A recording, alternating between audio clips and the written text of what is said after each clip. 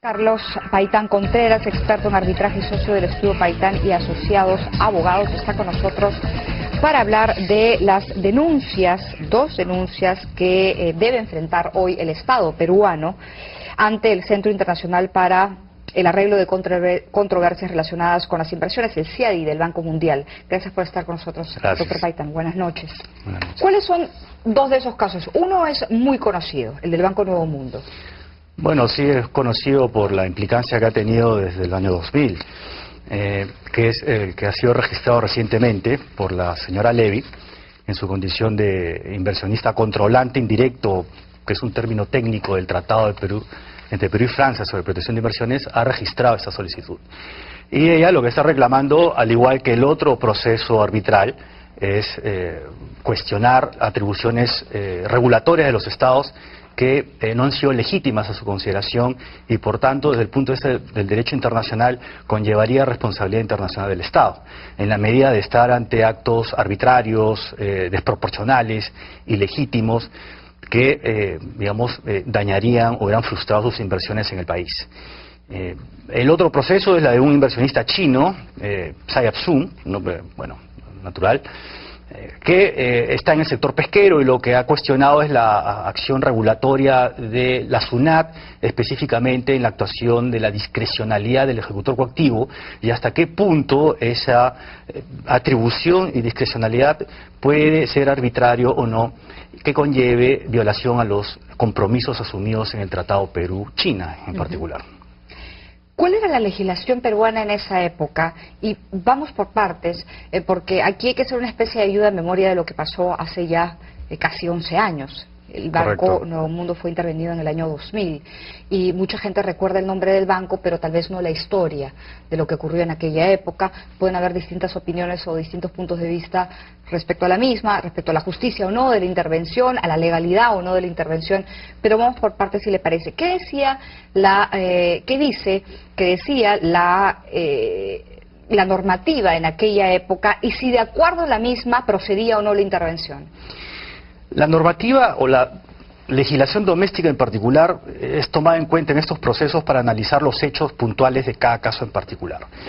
La interpretación del tratado es en función del derecho internacional. Ahora, respecto a tu pregunta, definitivamente hay causales de intervención de un banco que pueden variar en el tiempo, pero son taxativas y son muy puntuales. El hecho es que en el caso del Banco Nuevo Mundo fue intervenido en el año 2000 como consecuencia de una serie de inspecciones realizadas por el regulador de esa época, la Superintendencia de Banca y Seguros.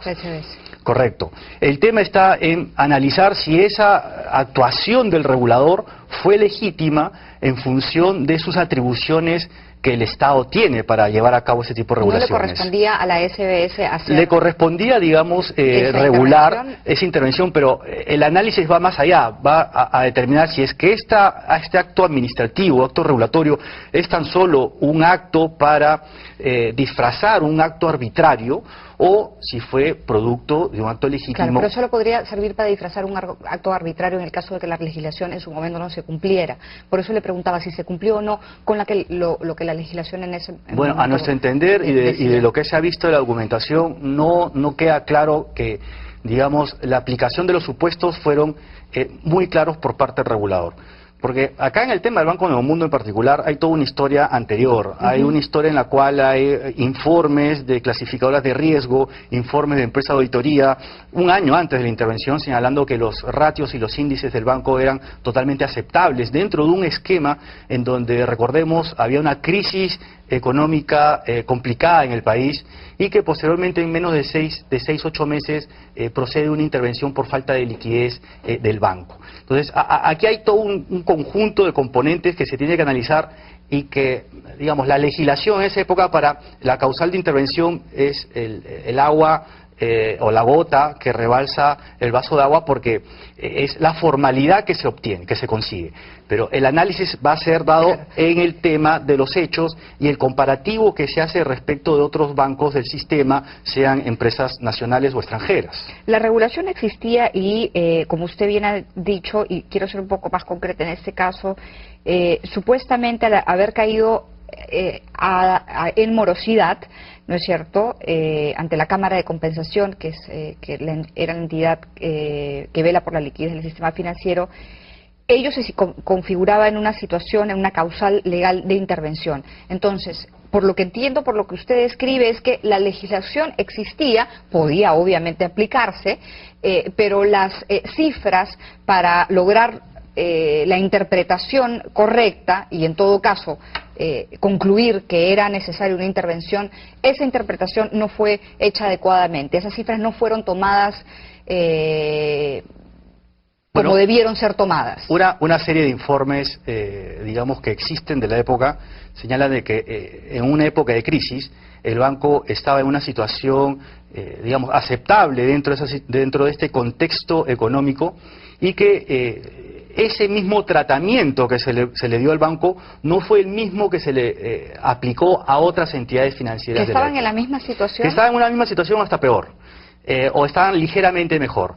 Digamos, en estos arbitrajes internacionales lo que hace es expandir el panorama para ver a este inversionista cómo fue tratado dentro de la legislación, y si es que el Estado, en este caso el Estado peruano, fue consecuente con el tratamiento en su conjunto, no solamente con ella, sino también con el resto de empresas que compiten en un determinado sector. Claro, la ley tiene que ser la misma para todos, no puede haber ningún tipo de discriminación. En suma, ese es el criterio que se maneja de manera general, no solamente por un tema de seguridad jurídica, sino por un tema de tratamiento igualitario entre el inversionista nacional y el inversionista extranjero. Y más allá de la forma en la que se aplicó la ley, es decir, si fue o no fue la forma correcta, es decir, si este caso o para este caso específico se cumplían los puntos necesarios para finalmente llevar a cabo la intervención. Más allá de eso, el proceso en el que se acabó, el proceso que siguió el Banco Nuevo Mundo, ¿ese proceso también ha sido llevado ante el CIADI? ¿Son las dos cosas? Porque son dos partes distintas. No, lo que sucede es que el Banco Nuevo Mundo tiene muchas aristas. Respecto de tu primera inquietud, definitivamente se analiza la ley. Ahora, la ley puede ser bien aplicada, pero desde el punto de vista del derecho internacional, cuando un inversionista se acoge a un tratado, eso no necesariamente es suficiente. Puede haber una ley o puede haber una interpretación de la ley doméstica legítima, pero eso no necesariamente que sea legítima desde el punto de vista del derecho internacional. Entonces, eso también es una opción que se está barajando en este caso. Y respecto de los actos posteriores a la intervención misma, hay una serie de, digamos, hechos posteriores al 2000, en donde, por ejemplo, los accionistas siguen solicitando información a la Superintendencia de Banca y Seguros, cuentan con resoluciones judiciales de un proceso constitucional de habeas data que lo llevó los abogados encargados del tema, en donde la SBC no entrega información. Entonces, hay una serie de temas o actos posteriores que también van configurando nuevos actos dentro de este conjunto único de la controversia del banco, que a nuestro entender también son causales de violación del Tratado de Protección de Inversiones de Perú-Francia. Ahora, si bien la legislación internacional, que es la que entra a tallar aquí, hará la evaluación pertinente en el marco del CIADI, la legislación internacional también reconoce la soberanía de cada Estado. No, definitivamente. Acá hay dos intereses de por medio. Hay dos tendencias también doctrinales en este sentido. Por un lado, la inclinación proinversionista sobre una doctrina conocida como solo los efectos, sin entrar a analizar las atribuciones soberanas de cada Estado en regular a los privados dentro de la actividad económica dentro de sus jurisdicciones, y la otra, el otro extremo del péndulo, en donde se reconoce el poder de policía de los Estados para regular todo lo que consideran pertinente a lo que podría ser el sistema financiero, el tema tributario, el tema medioambiental. Ambos intereses se ven dentro de ese proceso arbitral. La diferencia radica en que puede ser un acto regulatorio, en la medida de que sea legítimo, en la medida de que no sea arbitrario, en la medida de que cumpla ciertos parámetros mínimos de igualdad con el inversionista, y si no son cumplidos, el Estado podría ser sancionado por responsabilidad internacional. Todo eso se define en el marco del CIADI. El punto de análisis es ese. A ver, ahora, de todas formas, esa evaluación va a ser una evaluación, me imagino, muy larga, porque todos aquellos puntos y aquellas cuestiones claves que usted ha mencionado no son fáciles de evaluar. Es decir, a lo que usted se refiere es que, me imagino, además, hay que colocarse en el contexto de la época, ver qué ocurrió con otras instituciones para determinar si el trato fue o no igualitario, para determinar si hubo o no hubo un trato discriminatorio, para determinar si esta empresa del sistema financiero fue sacada del mercado y se encubrió una actuación en realidad expropiatoria, ¿no? Correcto. Muchas cosas que van a tener que ser definidas. ¿Cuánto tiempo se tiene para eso? ¿Hay plazos? ¿En qué va el proceso? Bueno, el proceso en este momento está en la designación de los árbitros para conformar el tribunal arbitral, pero, digamos, dentro del proceso, el tribunal y las partes se ponen de acuerdo para establecer un cronograma de actividades. Las audiencias duran 2-3 semanas, corrido, a diferencia de lo que uno puede entender a otro tipo de arbitrajes o el Poder Judicial mismo, en donde, digamos, se aprovecha la presencia de todos los testigos y todos los expertos justamente para darle todas las herramientas que el tribunal requiere.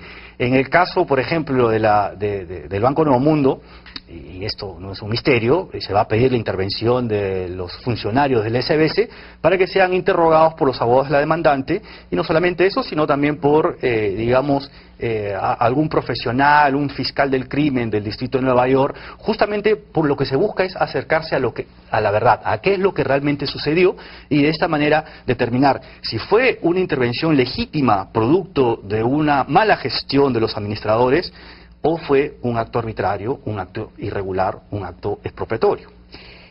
¿Qué argumentos tienen ustedes o exponen ustedes ante el CIADI para sustentar esta última posición, que es la que tienen ustedes? Bueno, básicamente es el Tratado Perú-Francia, en donde recoge estándares internacionales de protección y garantías a los inversionistas franceses que hayan invertido en el país o estén invirtiendo en el país.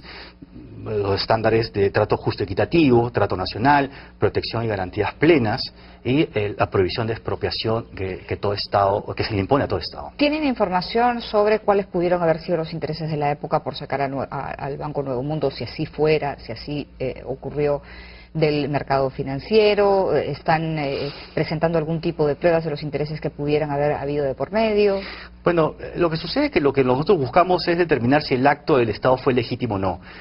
Ir más allá, identificar a un potencial, no sé, sector competitivo que de otra manera conspira contra el Banco Nuevo Mundo, o identificar exactamente quién es, digamos, el proceso no es relevante.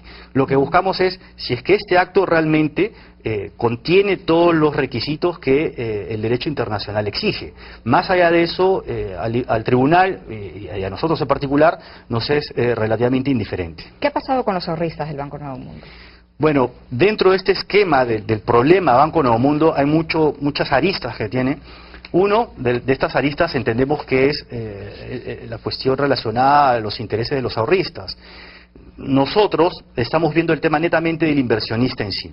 Ahora, de hecho, no hemos hecho un análisis al detalle de qué podría pasar con los ahorristas, pero, digamos, de obtener un laudo arbitral favorable en donde se determine que el Estado es responsable producto de que fue un acto regulatorio irregular, arbitrario, que no cumplió los estándares internacionales para este tipo de intervención y que no se debió a una mala gestión de los administradores. Bueno, definitivamente hay un antecedente para que los ahorristas vean de quién fue el que ocasionó este daño a efectos de que ejerzan mejor crean convenientes sus derechos. Claro, porque el banco debe preservar su capital y debe preservar también el de sus ahorristas. Entonces, ¿por qué no se incluyó a los ahorristas en esta demanda también? Porque lo que pasa es que el CIADI es entre inversionista extranjero y el Estado. ¿No había alguna receptor. forma de incorporarlos? No hay una forma de incorporarlos. ¿Con los ahorristas que, al igual que los inversionistas, perdieron dinero ahí? No, acá el que está planteando el reclamo es el inversionista directamente. Ahora, dentro del proceso hay figuras como el amicus curia, que son los amigos de la Corte, con la traducción, que bueno, hay que evaluar si es que realmente cumplen los requisitos para que se puedan apersonar y decir su verdad. Doctor Paitán, muchas gracias por acompañarnos esta noche. Carlos Paitán Contreras, experto en arbitraje y socio del estudio Paitán y Asociados Abogados, ha estado con nosotros. Vamos a una pausa para volver con las noticias internacionales.